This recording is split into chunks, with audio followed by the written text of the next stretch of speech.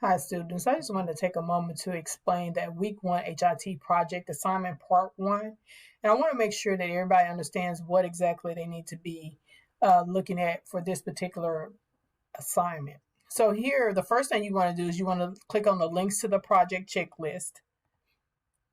And here you're going to find all of the positions that you should select in order to, just decide on what two positions you want to research. So you have credentialing specialist, HIM clerk, etc. All of these, any two you can select, but you want to select them from this information here. Along with that checklist are some other, some more information that you need to be aware of. You just want to read through that and make sure that you understand everything you need to do. But what I'm going to do is I'm just going to kind of share the information that you need to be including in your assignment. So the next thing is the links to download the PowerPoint. So this is what you're going to work from. So when I pull up the PowerPoint, your PowerPoint looks like this, and this is what you want to start with. The first thing you need to do is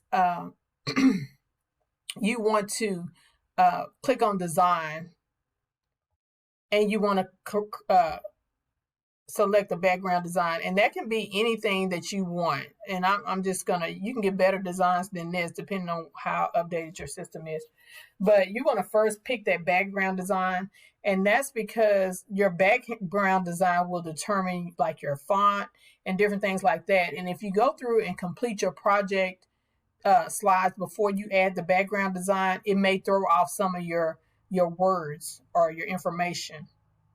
But as long as I'm on this design, also keep in mind on the sides you have design ideas. So you can click on whatever look you want on the side. And if you don't see design ideas, you can go up to the top and then say design ideas, and you just click on that and it'll open up. That's just FYI. So what we want to do first is add a project title. People ask me all the time, what should my project title be? It can be whatever it is you want it to be. And then you're going to put your name. The date does not matter. I prefer you put the date that you started, but it doesn't matter what date, because some students want to put the date that they're going to actually present, which is fine as well. But you don't always know, you won't know that up front because I don't give you the schedule until week 4. So on the career slide, though, the main thing that I need you to understand is that you have to remove this career 1 and actually type in the name of the career. So if you're researching professional coder, for example, that's what you're going to put there in that place. That way I'm clear. And also, again, career 2 and career 1 is just a placement holder. And then over here you see how you can, put a design, make that design however you want it to be. The next one is education experience. And again, we have career 1. So you're going to put your coding professional or whatever your position is, and then you'll start typing the text related to the education and experience of that coding professional. Also keep in mind, this is for the coding professional or whatever career you select. It is not your personal education and experience. I've had people get a little confused about that. And then the next slide will be duties and responsibilities. Now, what I want to be clear about is the first 3 slides, your title slide, the 2 careers you selected, and then the education and experience. Those are the only 3 slides that need to be complete when you upload your assignment for part 1. Now, there's 13 slides, so the other 10 slides are still going to be blank. That's fine, because what you're going to do is for week 2, you're going to come back and you're going to pick up where you left off, and you're going to give me the duties and responsibilities for both of those careers. And again, you'll be changing that career 1 to the actual name of the career. The other slide that some students kind of have difficulty with or may not understand is the career settings. And the career settings is just telling me where this particular position can find jobs as. Like, most of the jobs are probably going to be at a hospital or clinic or doctor's office, but some jobs you may be able to work for a governmental agency or just a regular business. It just kind of depends on what you select. So, but those are examples of career settings. It's actually where the person is working. Now, job postings in my area, that is actually where you live. So, I don't know where you live. So you still will need to put the city and state of your area. So what we would do here is we would, put our coding professional here.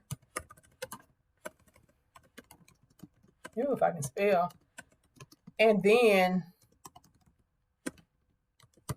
we are going to put the name of the position, because even though you're looking for a coding professional, that name of that position might be inpatient coder, it might be an outpatient coder, it could be anything.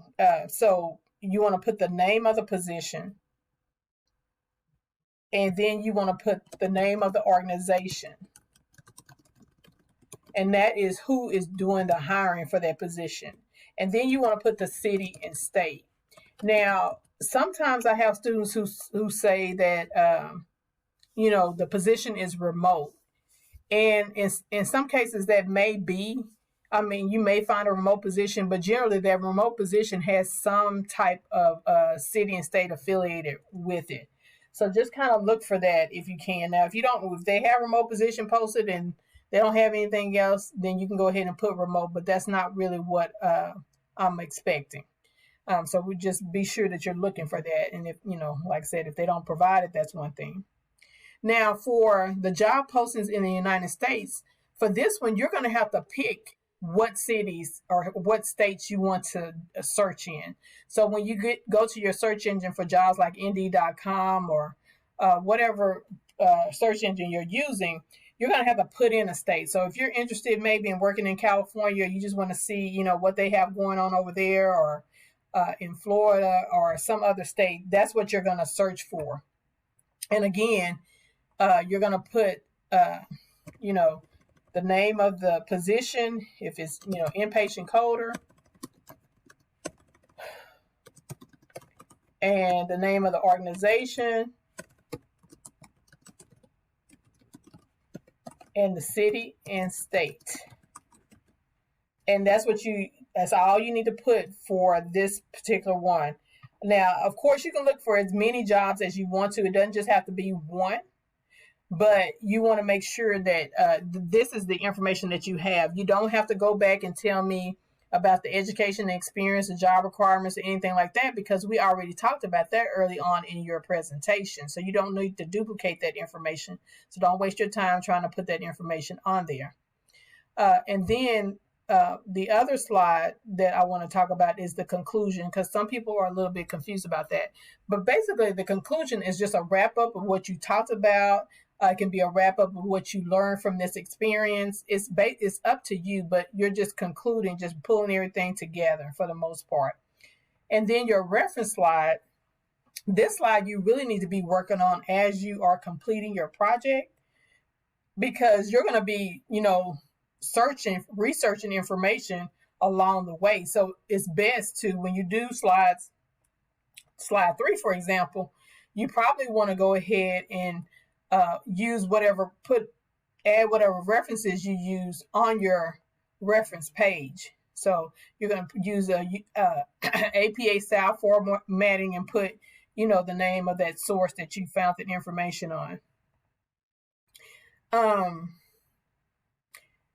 So that's basically what I wanted to talk about in terms of this particular project. And of course, if you have any questions, you can email me or give me a call to discuss. But just make sure that when you do complete or start working on this project, that you save as, rename it to your computer. And every week when you go back to complete the next 3 slides, you'll go to the information that's already on your computer and not pull the information up from week 2, 3, 4, and so forth. So I think that's it. Thank you so much for your time.